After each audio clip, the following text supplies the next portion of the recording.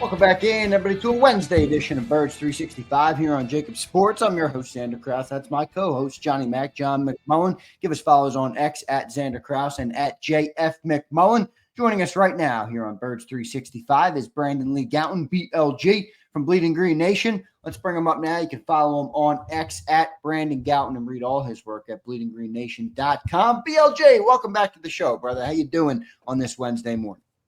Thanks, guys. Glad to be here. Good to have you back, BLG, and we're back to the Eagles. We had a big Sixers conversation. I saw some of that. So good to get back to the Eagles. Some people complaining. I say lighten up. It's the off season, but we got some stuff to talk about, and I want to talk about this. And you know how aggregation works. So I do want to talk about TJ Watt, but I did see an interesting piece at Bleeding Green Nation about from Kevin Knight about the projection of Reed Blankenship's contract. This one's been a tough one for me because Sanders asked me this question. And I'm like, I know the Eagles like him. I know they want to get him extended.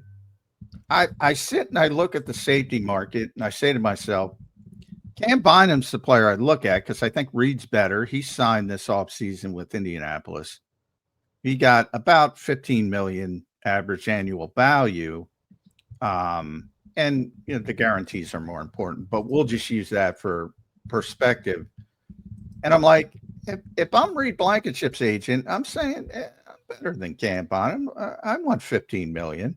I don't think the Eagles want to pay him $15 million. He's got the undrafted pedigree. This is a difficult one for me to pin down. Is it as difficult for you?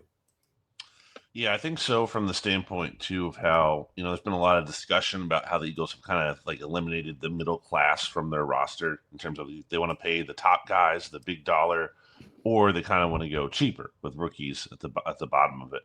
And I think Reed Blankenship might kind of fit more in the middle there, ideally, of what you would want to pay him. But I think as a leader, obviously Darius Slay talked about that, and I think that's someone who's going to be important in this locker room this season, at the very least, depending on what happens in the future. We'll see. And I also like the player a lot. I think Reed Blankenship is underrated. I think a lot of people would say Chauncey Gardner-Johnson, who by all means is capable of making plays and certainly brings a swagger to the defense. It's like the more important safety, but I think there's a case to be made. Reed Blankenship is better, and I think the Eagles, their decision making kind of points to that too. And I think he made a lot of key plays last year that kind of somehow flew under the radar. Ultimately, some of those interceptions, not only just making big plays. Week one in Brazil, yeah. Against the Commanders, the first game, against the Commanders in the second game in the regular season. Where they lost, but he has that interception that gives them a chance to, seal the game there at the end down in Washington. He makes crucial plays and is generally, I think, an assignment sound player. He had a bit of a tough NFC Championship game against Zach Ertz, but I don't really think that was the story of his season as much as kind of a blip on the radar for him. So, I think ideally you would like to get him signed because if you don't have him, you're putting a lot of eggs in the basket of Andrew Mukuba working out. And obviously, Sidney Brown has a lot to prove here still. So, I think it would be ideal if you could find a way to get him signed. Bill G, what do you think about the youth on this defense? And I even going right to where Reed is talking about him. Well, he did have Slay and Gardner-Johnson, two veteran players, next to him in that secondary last year. Now it's Mukuba and Ringo, two guys with no experience. And you can kind of make that statement across the whole defensive side of the team. I will say there are more experienced group of young guys than most young guys you'll find across the NFL. But do you think they've gone too far? Does that concern you at all? I know it's a young man's game. What's your take on that? Yeah, it is kind of astounding. I mean, a good friend, Jimmy Kempski, had put it out there. Their average age of the projected starting defense, and that includes Keely Ringo, and we'll put Andrew Mukuba in here too. It's 23.8 years. Like that's incredibly young. That's there's players in the NFL draft, especially with the eligibility stuff these past couple of years that are older than that. They're 24, or at least in the rookie season. So Ty Robinson has got to be older than that. Yeah, right. I think. Yeah. So yeah, it's crazy. I do think, the starting experience, the big game experience, that all, helps. And I don't think it's like these players are, wildly, unproven and inexperienced. So I think that would be the bigger question mark than Young. I think Young is good, especially on defense, typically at a position too, like corner, where that's without, with exceptions aside, like Darius Slay last year, that's typically more of a young man's position. I think it's exciting in terms of the upside a lot of these guys have. I think, obviously they added Dory Jackson. I think he's going to be an important player, not only for maybe like an Isaiah Rodgers role as a depth guy this year, but kind of just from what we've seen. I feel like John, you can back me up on this from his personality in the press conference. I think it's important to have some levity and some, maybe some sage advice in there. And I think someone like that is going to be a valuable addition this year, just from a locker room standpoint. Yeah, and the Eagles have been interested in Adoree for years. Wanted when he was a free agent and signed with the Giants, they wanted him that year. So always had interest in the player dating back to the draft, really. And that's one of those things that's sort of become a Howie sort of way of doing business. Go back and think about how you like guys in the draft. I got to ask about the TJ Watt stuff, which is, it's not real. It's just some Pittsburgh radio host brought it up and said Nolan Smith and something else. I don't know what Howie Roseman has to do. He has told the truth in public and said, they're basically in a maintenance off season. They're setting themselves up for the future and future contracts, which started this year with Cam Jurgens, maybe continues with Reed Blankenship, but it's really about Jalen Carter, Nolan Smith, Quinyon Mitchell down the road, Cooper DeJean, etc. He signed 12 players this offseason. None of them got more than 1 year. Yet every time, whether it was Miles Early or Trey Hendrickson or TJ Watt, people want to connect them to the Eagles. Is there any chance in BLG's mind? Remember, TJ Watt's under contract. He wants a new deal upwards of $35 to $40 million a year. Should we even mention the name TJ Watt in Philadelphia? Well, it's fun to talk about. So, it doesn't hurt to talk about, but I do think from a standpoint of setting expectations, it's just not happening. It's not even, I just don't think it fits, like you said, John, what the Eagles are doing. Like, they're not looking to spend that kind of insane money, let alone on an aging player, a really good, let's be clear. No one is debating. There's no debate in any of this about like how good TJ Watt is. That is not a point of debate. It's just a matter of the point of debate is like team building and what this team, the Eagles have clearly, as you said, John, again, have signaled what they're trying to do and realizing that like, these moves aren't made in a vacuum. It's not like, well, if you're playing Madden or you're looking at on paper, yeah, maybe Nolan Smith and a mid-round pick or whatever for TJ Watt, like, yeah, that's a no-brainer in a vacuum. But added in the context of like, okay, you have to pay Jalen Carter probably maybe the highest defensive contract ever in NFL history next year, along with Nolan Smith if you keep him, and other young players that they have coming up here, and Quinyon Mitchell and Cooper DeJean. I know they were only rookies last year, but sooner or later they will be up for big paydays, assuming things continue to go well. So when you add that context, and also I think something that doesn't probably get talked about enough because it's not really so much in the interest of the fans as it is something Howie Roseman has to consider, and he has talked about, is the culture. And you have someone like Dallas Goedert this offseason who has to take a pay cut to stay. And I'm not saying you can't make moves just because of Dallas Goedert, but like, how does that look when you then go out and get someone who's disgruntled elsewhere and trade for him and bring him into this locker room and you're giving him a big payday? Like it's not just about Goddard again, but there's other factors and culture considerations there when you're paying players like that big money. And you have to make sure you're taking care of your own. So it's a lot more complicated than it is made out to be when you're just talking about like, oh yeah, you look at these things on paper, it's more complicated than that. Oh yeah. Much more complicated. And I always say for people that want to, and you're right. I mean, I've heard that argument before. Well, can't we have some fun? Sure, you can have some fun, but my job is to be realistic. And I always say before you start talking about compensation, look at the contract first. Mm-hmm. Look at the contract, then talk about compensation. Because the contract is a bigger part of it. And that's not fun because the business part of football is generally not as fun. So what if, and we'll have some fun now, what if Vic Fangio wakes up and goes into Howie's office and says, you know what, this isn't good enough on the edge. It's not good enough. Even in that scenario, which, by the way, I don't think he's at that point. In fact, if anything, I'm higher on Jalyx Hunt than I was prior to the spring, just because he's gotten a little bit bigger. He looks comfortable. He looks confident. I don't think that's the case. But if Vic goes in there and says, you know, these guys just aren't good enough in the case of Ojulari, Uche, or Jalyx Hunt's not ready. Even Nolan Smith. I mean, he did it for 10 games. Says we got to get something. Does Howie derail his entire philosophy of this offseason? Because my answer would be no. What would your answer be? He might go get somebody, but more realistic. Right. I think that's the answer. I think he's answered it there. I think, well, first of all, if someone could derail Howie Roseman from his philosophy, maybe it would be Vic Fangio, and maybe I would give him just whatever he wants after what we saw last year. That's the kind of, gravitas I think he's been able to build up here.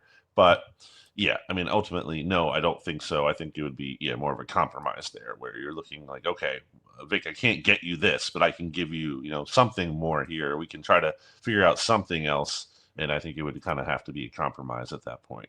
Yeah, I just don't see it with, like, even if they did want to entertain TJ, it'd have to be 2 years max, because they're going to have so many more contracts kicking in. I don't think TJ takes 2 years, so I don't think it's really even possible. But I understand what you're saying, John, too, with if Vic walks in there, what is the plan? I don't know what the plan would be at that point. Could be interesting to see how it plays out, though. Yeah. Well, and I think they're high on Jalyx Hunt. I mean, I think they're probably I would say they're higher on Azeez Ojulari than I am. I would say they're probably higher on Josh Uche than I am. Yeah, I like Uche because of what Lane Johnson had to say. Yeah, sure. Like, I'll take that, Zach Ballin also brought up. Yeah, right, Zach Ballin. Josh Uche unprompted. So that's something. Jihad Campbell seems to be a player that's, if you're going to say, and I don't want to go all Nick Sirianni on you, BLG, but you hate to put a timetable on people, but Vic put a timetable. So we're going to see him sometime in August. Do you think it's realistic that he could push Jeremiah Trotter early in the season as a starting linebacker? Yeah, I think week 1 is tough just based on the Cooper DeJean timeline we saw last year. Obviously it all depends on when in August. We've talked about that before.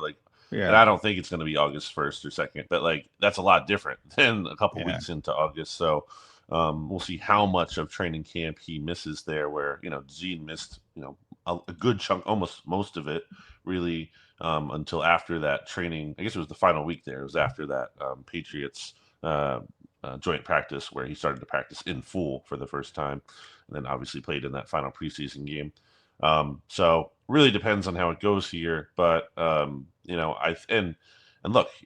for that slow start that DeJean had and him being behind the 8 ball, it obviously didn't prevent him from having a really great rookie season. To expect that from Campbell, I think is a lot. You can't just assume that's going to happen too, but it does, remind you that, okay, even if there is a slow start, there could be some patience there where this thing comes together in a big way. But yeah, for early in the season, I think Trotter is going to be that guy. The fact that he didn't rotate at all in the spring seems like a pretty good sign to me for his stock. Yeah, I agree with that. It's from a standpoint of, and by the way, my philosophy with Jihad Campbell is it's easier to get him on the field early in a sub package, which would be probably the pass rushing aspect of it more than. And Bick's kind of intimated that, well, there's more to learn at all-ball linebacker than it is at just, pointing him forward and saying, go get the quarterback. Any chance that's where we see the impact first for Jihad Campbell? Not necessarily overall 2 years, 3 years down the road, but get him on the field early as a pass rusher.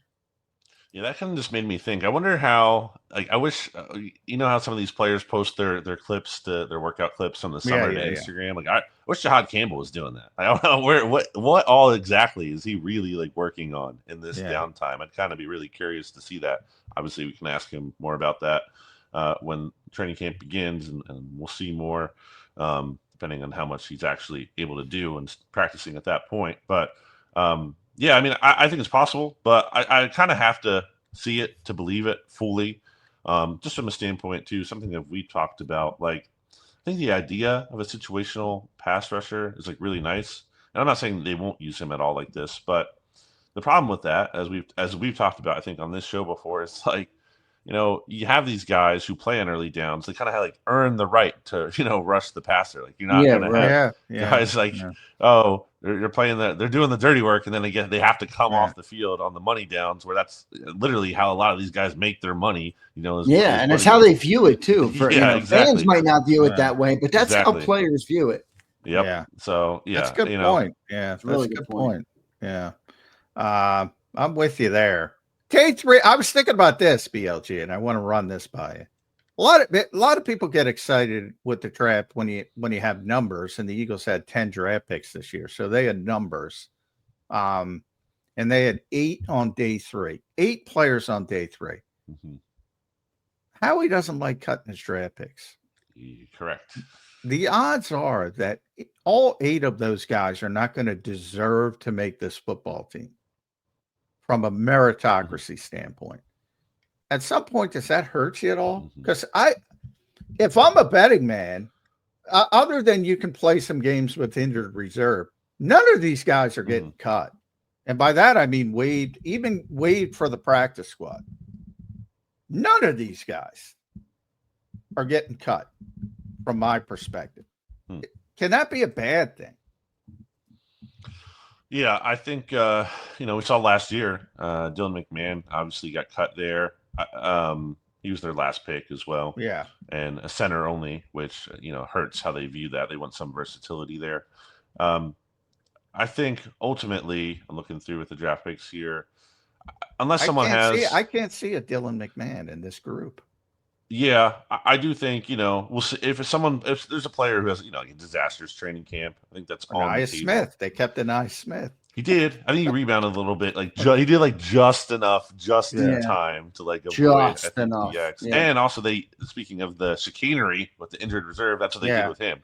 I do think the Eagles could use because you get 2 of those spots. I think Cam Williams is a prime candidate for that based on, his age and everything, and might not be a guy who's ready to play right away and a guy you'd like to stash. So I think he's a prime candidate for that. And then maybe they use the other spot on one of these rookies too. I guess the ones that are most danger, you feel maybe they would only keep one of those 2 tackles. You feel maybe you heard what I just said about situational edge rusher, Antoine Powell-Ryland, how much is he really able to help out here, especially in year 1? Obviously, those are the last 3 picks they made, but maybe someone like Drew Kendall too, just from a standpoint of I wouldn't do it, but that was the problem with Dylan McMahon last year, and Drew Kendall has never really played guard, even though they've announced him that way. So I guess those are the 4 I would look at. Yeah.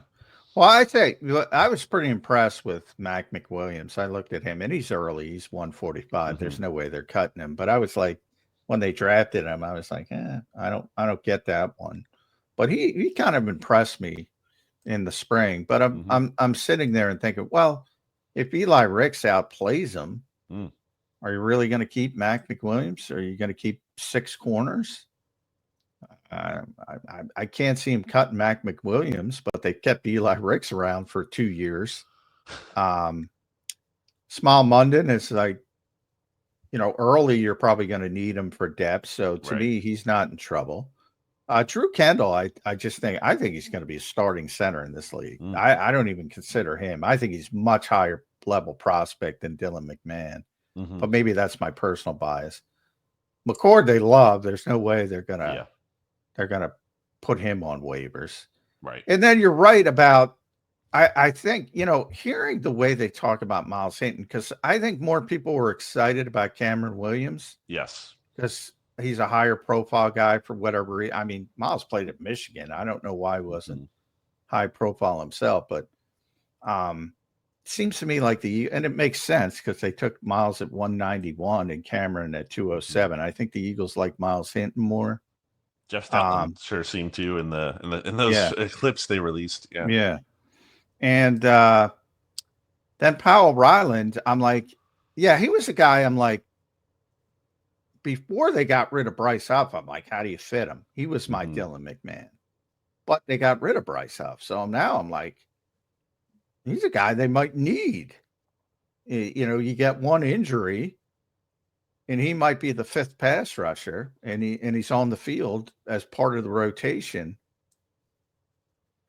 Some might think that's good. They're going to keep all 8, but I don't know. Sometimes it's like they defer to rookie draft picks, and maybe there's guys we're not even talking about, like Lance Dixon at linebacker. Sure. Well, what if he plays better than Small Munden? They're not cutting Small Munden. That's kind of my lot. Do they lean too much towards? And I don't want to pick on Anias, but yeah.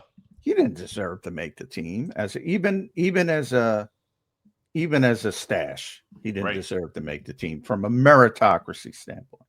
Yeah, I think that's fair. Yeah, I think generally, I guess the guiding philosophy is good. I think there are times where there are cases in there where it's not good, and they're leaning on that a little too much. And I think we've seen that more so, in the past there. I mean, ultimately, they did move on from Jalen Reagor. I think they could have done it still a little bit sooner than they did. There are players. Still amazed they got a draft pick for him, and it was like incredible. A 4th rounder, two. Was it? Yeah, it was like a 5th and a 7th, something to that effect. Was it 5th and a 7th? Yeah, it must have been a conditional. And the 5th had the potential to become a 4th if he hit benchmarks, which obviously he didn't. But still, that was a really good salvaging of a disaster for them. Yeah, and clearly hasn't gone on to do anything. He's still in the NFL. Good for him. But hasn't done anything. He's going to get a pension. That's amazing. There you go. But yeah, I do think there are certain specific cases, where it can kind of go not the right way there, but ultimately I think it's fine to lean into wanting to keep your picks. BLG, I know it's early, but what's your general confidence level in this draft class? Like, I feel like in Philly we've had so many good draft classes the last couple of years. Maybe we're all just feeling like it's all going to work out. What's your confidence level in this class right now coming into the season without having seen them play? Yeah, I'm intrigued by the upside. Obviously, it's just hard to know fully what to make of Campbell between the injury and the fact that we don't know exactly, what his role will be in, not only just this year, but as moving forward. But, just looking at that guy, he's huge. He's talented. I think, there's potential there, assuming the injuries, which again are a big question mark, but assuming that all can kind of hold up there. I like Nakuba a lot. I think he's going to be a playmaking kind of safety for this team. Maybe the downside is that he gives up some plays too, especially with a smaller frame. But if he makes plays, you can kind of live with that. I think that's the Chauncey Gardner-Johnson model. I think CJ capable of making plays, also capable of giving up some big plays. And then Ty Robinson, I'm really interested to see what he can do as a rookie. Not, the most like exciting proposition as a rotational defensive tackle, but I think just kind of, I feel like it's been a while too since the Eagles have had a player of his profile in terms of this big beefy defensive tackle who's kind of just like a mauler, like a grinder like that. He's almost like an offensive lineman played defensive tackle. Like he kind of has just that kind of workman. I'm glad you brought that up because he strikes me as that to what you just described, but he tested unbelievably as an athlete. And I don't see it on film. It's like, where's that athleticism? It's more of just, he looks to me like a old school grinder in the middle. And maybe there's more to him. I don't know. But I said, I think people are handing him, like that 4th rotational spot. Do you think there's any chance that Thomas Booker's still in that conversation, or even I don't know what they think of Byron Young, but they essentially redshirted him. That guy was the 70th pick in the draft or something like that. Yep. I think a couple of years ago. You think he's locked into that 4 spot, or there's a chance that it's going to be Senator Booker, as I like to call him? Yeah, I wouldn't say he's locked in, because I thought Booker played really well last year for the role he had. I think there's a case to be made he could have seen some more snaps based on just that's what I think. Yeah, it was always a small sample size, but what he did in that small sample size was it was pretty good. So I do think there's a chance Booker could outplay him, or at least maybe early in the season. Maybe that changes over the course of the season. And then Byron Young is an interesting player from the standpoint of, as you mentioned, he's a 3rd-round pick. He's a guy who the Eagles deemed worth keeping on the roster. Didn't play at all, but the fact that they used a 53-man roster spot on him for a portion of the season before putting him on IR, that's noteworthy, and really want to see him in his first offseason with the Eagles here and see if there's anything to that. But I think Robinson has a good chance. I think he has a good chance to win that job. But I don't think it's just going to be handed to him. All right. Go ahead, Johnny. At Brandon Gount, make sure you follow BLG on the X platform. I can read he and his staff at Bleeding Green Nation do a tremendous job there. I'll end it with a guy we never talk about, BLG, anymore, and that's the quarterback. It has been such a nobody talks about Jalen Hurts now. And I think that's a good thing from the perspective of and you and I have talked about this. He's never been a great practice player. And he was a great practice player for the first time this spring, in my estimation. It's all positive until I go back to last year in the regular season when there is some negative and there didn't need to be some improvement. Do you think people have lost that because of the Lombardi Trophy? Cures all ills. Are we giving? Should we be talking about Jalen Hurts a little bit more?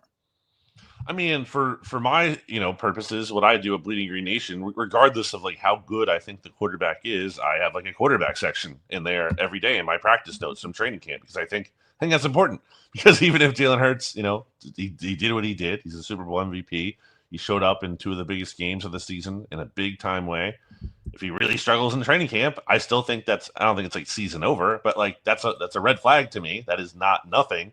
So absolutely, we will be monitoring him, and I expect him to have a good training camp, especially after seeing what he did in the spring.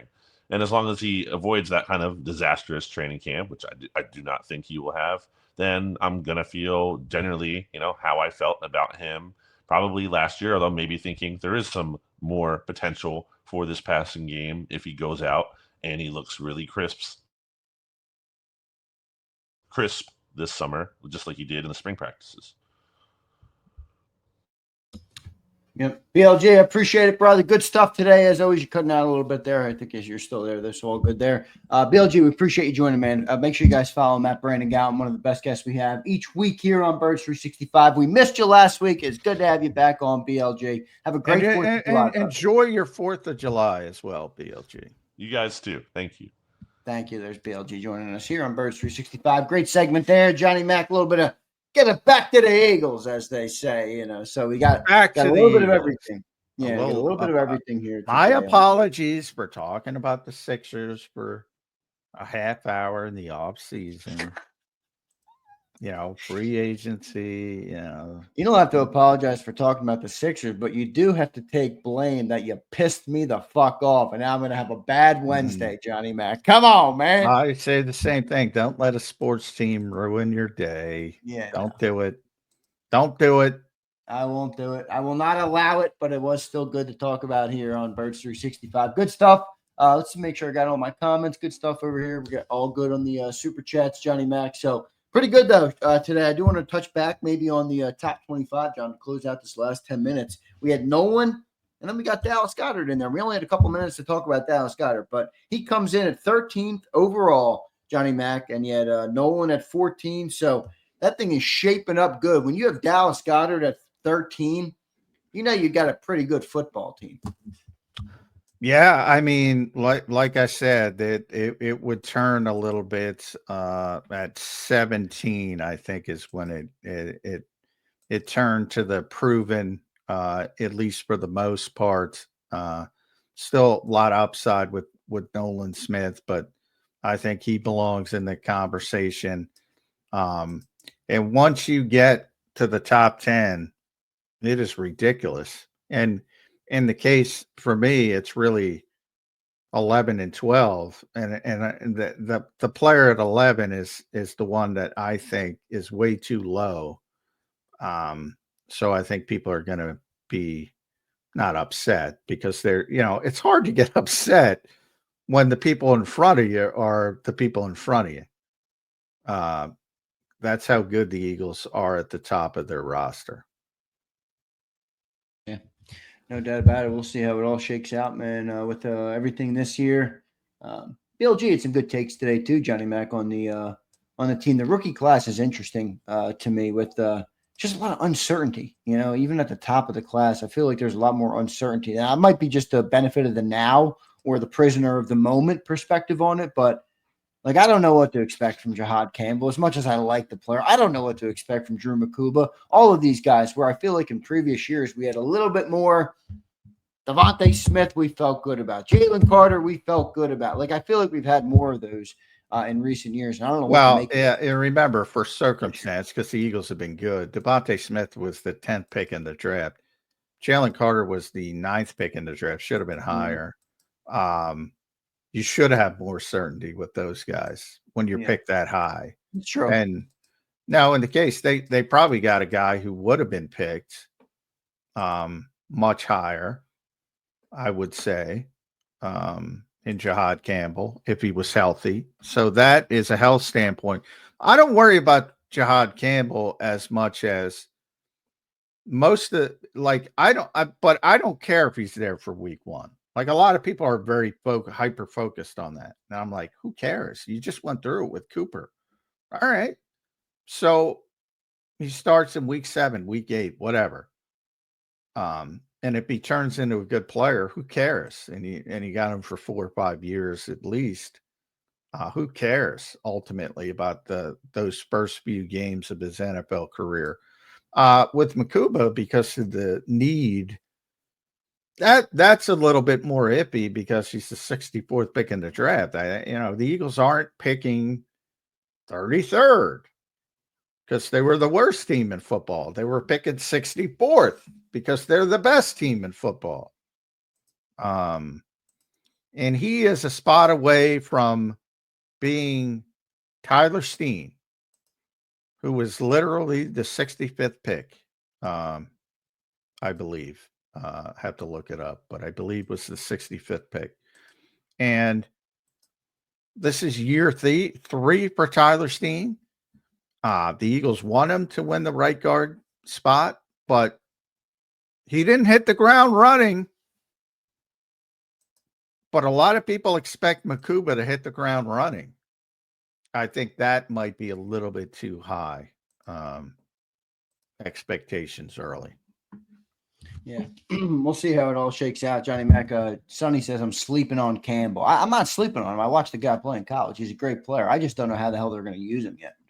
I can't. Well, nobody knows. Nobody knows.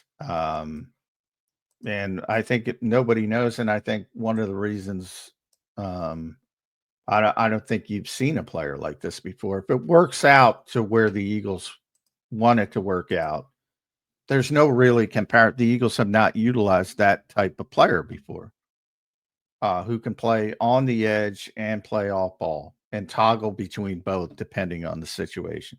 They've really never had that player, certainly in recent history. So he's going to be very unique to what Eagles fans usually think of as a linebacker. He's going to be more than that.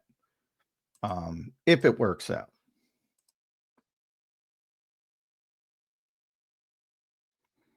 You are muted. We'll see, John.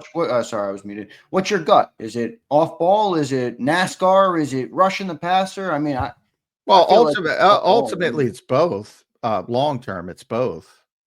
Like I said, maybe first down, second down, off ball, third down, rushing the passer. But I think there's going to be. I think the goal is to have more of an interchangeable connection between him and Zach Bond, so you can kind of fool the quarterback or make the quarterback wait who's coming, who's not coming on third down.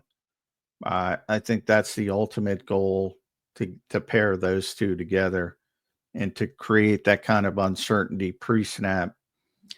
I think that's what Vic is shooting for. How quickly he gets there, that's been set back by but they wouldn't have gotten him if he wasn't injured. They wouldn't have gotten him at 31 if he wasn't injured. So you might have to have some patience, but so what? Have some patience. Enjoy Jeremiah Trotter Jr. early and have some patience, and then Jihad will be on the field. Do you think Trotter's going to be good? I mean, I don't know. I've been debating this with Cilio. I'm not debating it, but he's like, I haven't seen it yet, dude. I'm not ready to say he's going to be good. And I'm like, I got confidence in the player. I got no idea. Well, nor should you. I mean, nobody has any idea. I think Vic would say that as well, but very good indication, as BLG mentioned. He took every first team rep in the spring, every single one of them. There was no rotating. There was a ton of rotating at safety. There was a ton of rotating at corner between Ringo and Dory Jackson. There was no rotating next to Zach Bond. It was all Trotter. And I think that signals that they're at least competent that he can hold down the fort early in the season. Yeah, me too. We'll see how it all shakes out. Johnny Mac, good stuff today, brother. One more show left on the week this week, tomorrow. So we'll do some fun things tomorrow heading into the 4th of July. The one thing I might do is I might go to your Twitter, John. You've been posting up a daily rewind. So I might load up your daily rewind tomorrow. And we'll flip through the images and kind of have you opine, give some opinions. We'll talk about the players who are in them, any of those things. So we'll kind of have a little bit of fun tomorrow on a Thursday edition. It'll be our version of a Football Friday because there will be no Football Friday tomorrow. And then 4th of July, brother. You got any plans for 4th of July or what? My life is similar to the Eagles' schedule. I'm alerted of things late. Yeah. And as I said yesterday, I do as I'm told. But yeah, I'm sure I'll be grilling. We have a big 4th of July parade locally that goes right by my house. So nice. That's always a big deal. Not for me, but because I have to make sure everything looks perfect. So, yeah. So are you saying it's a pain in the ass? Actually, it's a major pain in the ass. Then people want to come sit out in front of me. It's a major pain in the ass. Major. Come on, Johnny Mac, be a man of the people. Smile and shake hands and come on, Johnny Mac. Well, the only positive is I don't get the people wanting to talk about the Eagles because they're local people that know me. But because if you meet me at do they know you? They know what you do. A lot of the people around. Some do, some don't. I don't broadcast it, but most do. Most that are Eagles fans know. But I don't like to talk about the Eagles in my personal life. Believe it or not. I get it. I mean, you do it all day for a living, and But I will say it's just a common thing in our world. Like I go to my girlfriend's house, and she's got family, her cousins, and they all know I talk about the Eagles. So that everybody wants to talk about the Eagle. You know what I mean? Yeah. I mean, you can imagine. Yeah. I mean, and I'm like, I don't want to. I try to steer it pretty quickly away from it. I hear you. All right, J Mac. Look, Emre says you're going to be calling the cops on people after 9:15. Any truth to the rumor, John? Well, the parade won't be. I don't think the parade starts till like 10. So I'll start calling the cops after it's over at like 11:30. There you go. Emre's good stuff. Johnny Mac, appreciate it, brother. Great show today. One more on the week. We'll catch you tomorrow on a Thursday edition, Johnny Mac. All right. Thanks, everybody.